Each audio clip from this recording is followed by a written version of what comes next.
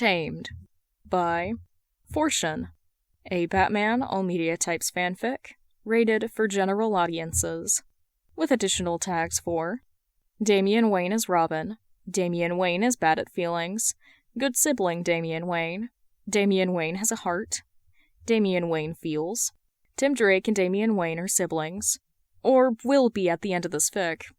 Tim Drake needs a hug, Tim Drake is Red Robin, tired Tim Drake, good sibling Tim Drake, brotherly bonding, couch cuddles, cuddling and snuggling, good sibling Jason Todd and Damian Wayne meet in the League of Assassins, Jason Todd is Red Hood.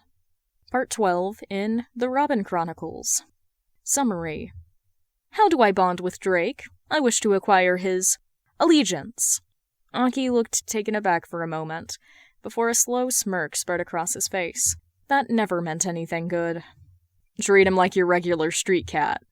Damian blinked, then blinked again. Excuse me? He eventually asked, unsure whether this was a joke or not. Todd barked out a laugh, before elaborating. You know those ragged, gnarly street cats you so like to rescue, brat. Treat him the same way. Or, Damian tries to bond with Tim. I'm breaking away from things that I've never outrun, 'cause lately I came to think of all I could ever become. Dreamer, Malik Harris. With a loud bang of the library door, Damian entered, chin upturned, clothes impeccable, and hair perfectly styled. He was the Wayne heir, after all, and he had standards to uphold. Unlike his Akhi, Todd. Speaking of Todd, his first brother was curled up in his favorite library chair, as usual. Damian pursed his lips at the sight. Todd was once again wearing that hideous leather jacket, this time paired with an even worse sweater. It must have been gifted to him by that simpleton Harper. How Father could ever be okay with that pairing remained a mystery, especially given Father's history with that idiot Queen. Oh well, not that he could change any of that. Clearing his throat, Damian attempted to gain Todd's attention. Much to his pleasure, Akhi looked up immediately, raising an eyebrow at him. Do you need something, baby bat? Todd asked, sliding a bookmark between the pages of his weathered paperback. How much Damian abhorred that nickname was beyond words. First Grayson with Little D of all things, then Father with Chum, now Todd with Baby Bat. The only ones who respected his authority and integrity were Pennyworth and Drake. Pennyworth because he generally did not engage in nicknames beyond his customary master before their names. And Drake because, well, he actually didn't know, which was precisely why he had come to Todd. He needed his older brother's advice. Damian was well aware of his own weaknesses, and human connection, particularly with Drake, was not his strongest skill. Most of the Manor's inhabitants had generally warmed up to him rather quickly, but Drake had been an exception. Although, to be fair, that wasn't entirely the other's fault. Damian's first impression had, after all, not been ideal, to say the least. Attempted stabbing, hateful speech, and the subsequent ousting of Drake as a Wayne family member had not been well received. In Damian's defense, he hadn't known any better. Mother had failed to warn him about Father's other heirs, or Akhi's survival. That was something he still couldn't fully forgive. Nonetheless, a few days ago, Damian had awakened with a newfound goal, to form a brotherly bond with Drake. How exactly was still unclear, which was ultimately why he had sought out Todd. If anyone knew how to mend a complicated relationship with Drake, it would be him. After all, Todd had struggled with Drake at the start as well. Yet now, they were somewhat amicable. Initially, Damian had considered asking Grayson, as he was the sibling he felt closest to. The eldest had welcomed him with open arms, and taken over much of his training. But in this instance, Damian knew Grayson's advice wouldn't be as useful. The man had a near magical ability to bond with all kinds of people, something Damian could not simply replicate. I require your assistance, Todd. Damian started, voice firm. Both of Todd's eyebrows rose at the omission, prompting Damian to roll his eyes. Idiots. Even he, in his occasional superiority, needed assistance now and then, and as his older brother, it was Todd's duty to provide it. It wasn't that hard. When Todd didn't respond or move further, Damian sighed and added, "Please, Akhi." That made Todd promptly drop his paperback, wide eyes snapping to him, as if he'd never politely asked for anything. Ridiculous. Just because he had been raised in a cult didn't mean he lacked manners. His etiquette had to be better than that of a circus boy, a street rat, and a spoiled hermit combined. He simply chose to use it sparingly. As Todd bent down to retrieve his book, he let out a string of rather colorful curses. Apparently, the impact had cracked the paperback's spine. Yikes, as Grayson would say. Visibly reining himself in, Todd finally exhaled and asked, "With what?" Damian regarded his brother with serious eyes. This was no trivial matter. "How do I bond with Drake? I wish to acquire his allegiance." He tested the last word carefully. Yes, an allegiance. That was all it was. He would never stoop so low as to want to be the person on the other side of Drake's passionate rants about his latest case, nor did he want to be shown all the latest photographs the teen took. This was simply a matter of practical alliance, nothing more. Akhi looked taken aback for a moment, before a slow smirk spread across his face. That never meant anything good. "Treat him like your regular street cat." Damian blinked, then blinked again. "Excuse me?" he eventually asked, unsure whether this was a joke or not. Todd barked out a laugh before elaborating. "You know, those ragged, gnarly street cats you so like to rescue, brat. Treat him the same way." Without further ado, Todd turned back to his book. Session over. Damian ran through the statement in his head once more, and, presumptuous as it sounded, he had to admit it was not a wholly bad idea. There was merit to it. "I shall," he hummed. "Thank you for your service, Todd." Without sparing another moment, Damian turned on his heel and strode out of the library, leaving Akhi to his own devices. Unbeknownst to him, Jason just looked up from his book with a baffled expression. "No way Baby Bat just bought that." "Right." Tim was living his best life. Well, not really. 2 nights ago, he had twisted his ankle on patrol. Not a huge deal, right? Wrong. Somehow, Bruce had lost his shit, ruffled mama bird feathers and all, and promptly banned him from doing anything to do with their nighttime activities, or remotely strenuous, including WE projects. At first, Tim thought it was some ridiculous joke. Like, it wasn't as if his brain was injured, but Bruce wasn't playing around. No, he brought in the big guns. And no, Tim wasn't talking about Khan's biceps. Though, unfortunately, Khan was involved. The first sign of betrayal? When Tim tried booting up his work laptop. Bart had zoomed into the manor, out of nowhere, because B had apparently paid one of Tim's best friends to steal most of his electronic devices. What kind of parent even did that? Strike 2. When he attempted to step outside and get some vitamin D, not at all because Khan once offhandedly mentioned that he looked good with a tan. Fuck no.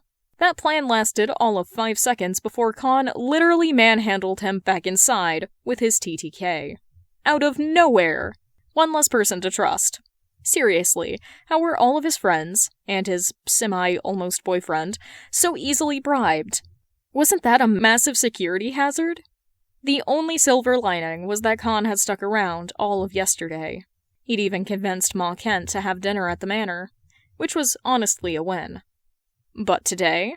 Today, Tim was well and truly doomed to suffer. Why? Because of the biannual Superhero Generations meeting, or whatever the hell they were calling it now.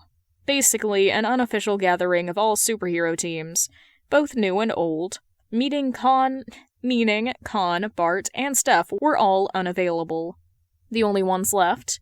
Damian, who somehow managed to get out of going with an excuse that Bruce and Dick miraculously bought, favorite child alert, and Jason, who wasn't required to attend since the Outlaws weren't technically an official superhero team, which left Tim dying of boredom on the living room couch. Jason, as far as Tim knew, was in the library, probably taking some time for himself after his week-long mission, and while Tim was pretty sure his older brother wouldn't bite his head off if he begged for attention, he wasn't about to disturb Jason's much-needed alone time. And Damian. Yeah, no. Tim would rather die of boredom. No need to be outright suicidal. The fact that they were even cordial on most days was already a miracle. No need to stretch out the elastic beyond its limits. Tim's phone algorithm had long since figured out that the only thing stopping him from throwing himself off a roof was a steady stream of Superboy videos. And yeah, he watched them all with laser focus. Not in a creepy way, obviously. He was just admiring his friend, who just so happened to be a very beautiful specimen. Lounging on the couch, time passed painfully slowly. Every now and then, Con or Bart would sneak him a message, sometimes funny enough to make him cackle, sometimes just a reminder that he was missing out. Tim had no idea what happened, but at some point, he noticed Damian standing in the doorway. Frowning, he glanced at the younger boy for a second before turning back to his phone. Weird. Damian usually went out of his way to avoid any room Tim was in, and if he had to share a space, he sure as hell made his presence very clear, unlike now, where he was basically using his freaky ninja assassin skills and his Robin training to be a sneaky, spying little demon. A few seconds later, Tim looked up again, only to find Damian had inched along the wall, now standing way too close to the couch. What the actual fuck? It took every ounce of training Tim had not to just stare at him in pure disbelief. Instead, he barely narrowed his eyes, analyzing the younger boy's body language, because, for once, Damian wasn't concealing it properly. It was almost like he was projecting it instead. What the hell was going on? Pursing his lips, Tim turned back to his phone and fired off a quick message to Con about the demon brat acting weird. Of course, Con didn't reply immediately, much to his despair. But, oh well. Tim loathed to admit it, but Damian's very weird behavior made his heart rate spike, adrenaline creeping into his veins. This could go so many ways. He could only hope Damian had well and truly given up on trying to murder him, because right now, all Tim had for self-defense was a pocket knife Jason had gifted him a few months ago. According to Jason, Tim had the survival instincts of a wet paper bag and desperately needed easily concealable weapons. And, thanks to Bruce for being a control freak, his collapsible bow was also confiscated. Fucking rude. Suddenly, Tim heard the soft glide of a bottle against the hard wood. Looking away from his phone, for what felt like the 100th time, he barely managed to catch his jaw before it actually dropped, because sitting innocently in front of his feet was a bottle of Zesty. A bottle of Zesty, his absolute favorite soft drink, was just there, on the floor, right in front of him. For a solid second, Tim seriously considered the possibility that it had just magically appeared out of thin air. Because honestly, that would make so much more sense than the only other explanation. No fucking way did Damian know what he liked to drink, let alone go out of his way to get him one. Holding eye contact with the little menace, Tim carefully bent down to pick up the bottle. Damian didn't move, didn't twitch, didn't even blink. Instead, he just stood there, still weirdly trying to project safe, okay, good, through his body language. Turning the bottle in his hand, the lid was still factory sealed. Even then, he gave it a careful sniff. He and the other Robins were pretty much immune to most poisons, but still, no harm in being cautious. Nothing. No poison, no weird chemical smell, just normal, sugary goodness. Taking one more sniff, he tentatively took a sip. It tasted fine. Which only brought him back to the real question. Why the hell would Damian ever give him a drink? Thank you? He hadn't meant for it to come out like a question, but it did. And much to Tim's growing confusion, Damian actually looked weirdly proud of himself. He gave a small nod in response. Shaking his head, Tim placed the bottle down. He was not about to waste any more brain cells trying to figure this out. Back to Superboy videos. Or at least, that was the plan. Until he suddenly felt the couch dip under additional weight. Tim visibly flinched. Nope. No fucking way. He had to be dreaming. That was the only logical explanation. Because under no normal circumstances would Damian Al Ghul Wayne willingly sit next to him. Especially not without Dick, Bruce, or even Alfred around to force him into it. Deep breaths, Tim. Deep breaths. Frozen in place, he had no idea what to expect next. And that was terrifying. It was going splendidly, Damian decided, barely holding back a victorious smirk. Timothy was responding well to every step of his plan, and now it was time to strike. He would not fail now. Absolutely not. He was Robin, after all. Wait, Timothy? A sour expression crept onto his face before he hastily wiped it away. Taking a deep breath, he reminded himself, just as Grayson had repeatedly told him, this was not a sign of weakness. Crisis avoided. Damian refocused on his target.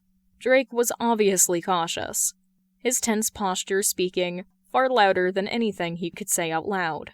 Or type, for that matter. His texting habits were a travesty. If anyone ever came across his chat logs, it would bring shame upon both the Wayne family name and Drake's own. How his clone friend and Grayson managed to decipher that embarrassment of a messaging style would forever remain a mystery.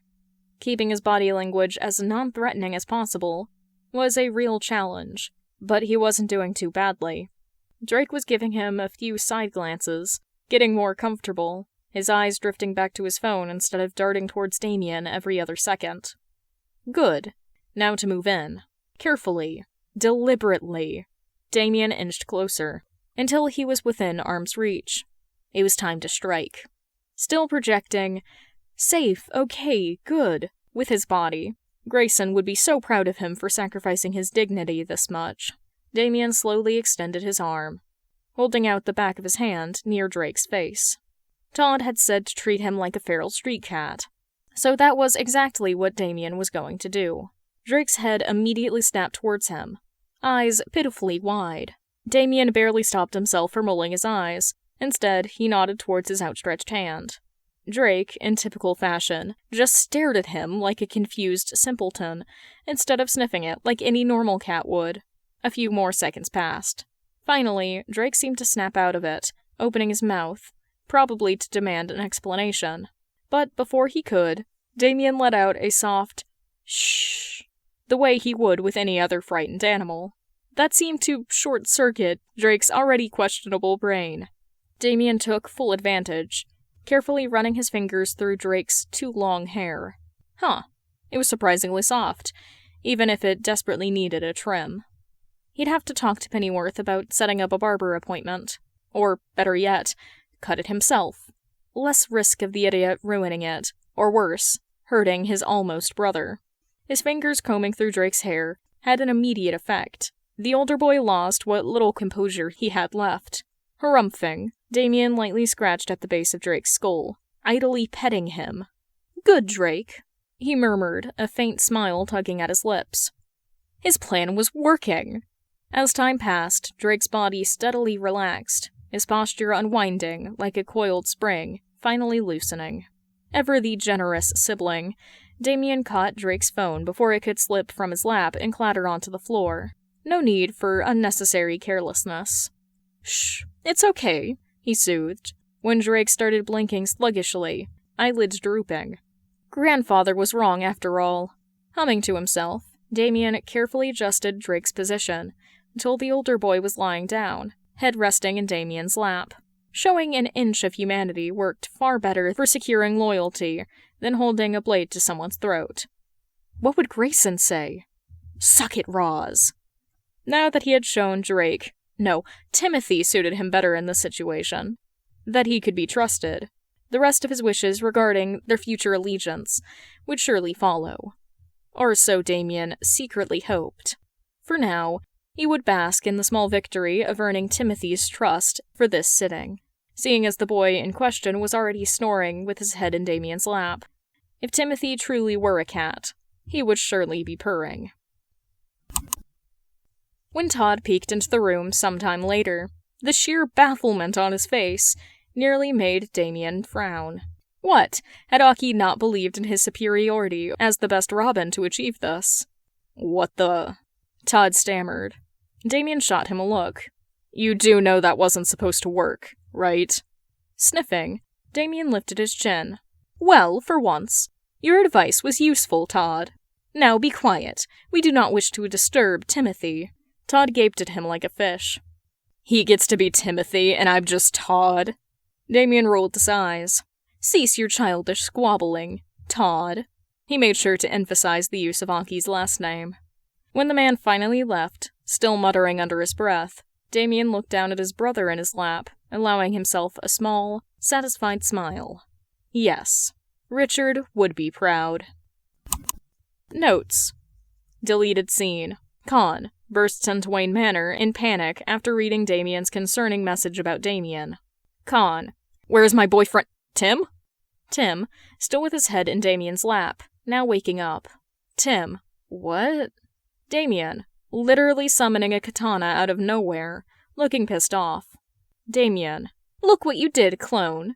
You must now pay for disturbing Timothy. If you enjoyed this work, don't hesitate to leave a comment. Come hang out with me on Tumblr. And thank you so much for reading, and have a wonderful day. After this, there is exactly one more, work in the Robin Chronicles playlist. The author may continue the series later on. I know they're kind of busy, so maybe we'll get an update at some point. I know, while I was working on reading all of these, the last chapter of fucking, Swapped came out, so that was fun. Yeah. If you enjoyed listening to this, you can go down to the description below and follow the link to the author's original work. If you enjoyed my reading, you can subscribe if you want, or go down to the comments below and tell me what else I should read. Thank you for listening.